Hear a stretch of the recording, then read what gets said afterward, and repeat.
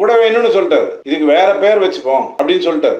இதே விஷயத்த வேற பேர் வச்சு பண்ணுவேன். ஆனா உன் பேரை வச்சு பண்ண மாட்டேன். இதான் அவருடைய பிரச்சனை. ஈகோ தான், வெறும் சின்ன ஈகோ. விஸ்வகர்மா விஷயத்துல இளைஞர்களை பொறுத்த வரைக்கும் நிறைய பேருக்கு இந்த ஸ்ட்ரீட் வெண்டார்ஸுக்கெல்லாம் 15,000 20,000 கொடுத்து 10 லட்சம் ரூபாய் வரைக்கும் கூட கொண்டு வந்து இப்ப இது 20 லட்சம் ரூபாய் வரைக்கும் கொண்டு வந்திருக்கிற நல்ல திட்டங்களை தான் பிஜேபி பண்ணிருக்கிறத நம்ம பரம்பரையாக தொழில் செய்கிறாங்க இல்லையா, அவங்களுக்குன்னு தனி ஸ்கீம் பிஜேபிலேயே இந்த பிஜேபி அரசே கொடுத்துருக்கு. ஆனா இவங்க மத்திய அரசு ஸ்கீம்னு தெரிஞ்சு ஏற்கனவே இந்த வீடு திட்டம் வந்தது இல்லையா, மோடி வீடுன்னு சொல்லப்பட்டது இவங்களுக்கு பெரிய பிரச்சனையாச்சு.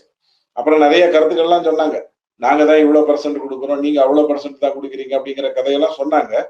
ஆனா அந்த மாதிரி வந்துடக்கூடாதுங்கிறதுல ரொம்ப தெளிவா இருக்காங்க. ஆனால் இந்த பேட்டியை பார்த்துட்டு இருக்கிற மக்களுக்கு என்ன தெரியணும்னா, 100 ரூபாய் ஜிஎஸ்டி மூலமா வருதுன்னா 50 ரூபாய் ஸ்டேட் கவர்மெண்ட்டுக்கு அப்படியே போயிடுது. மீதி இருக்கிற 50ல 41% சொல்ற 20% திரும்ப அந்த அந்த அந்தந்த மாநிலத்துக்கே போயிடுது. மீதி இருக்கக்கூடிய 29% வைத்துக் கொண்டு செய்கின்ற விஷயங்கள் தான் இது. அதையும் நான் தடுப்பேன் அப்படின்னு சொல்றது எந்த விதத்திலையும் நியாயம் இல்லை. இருமொழி கொள்கையின் மூலமாக நீங்கள் உணர்வுகளை வளர்க்கல. ஏழை மாணவர்களுக்கு அரசு பள்ளியில் 3வது மொழி சுலபமாக இலகுவாக கத்துக் கொடுப்பதற்கான வாய்ப்புகளை நீங்க தடை பண்றீங்க.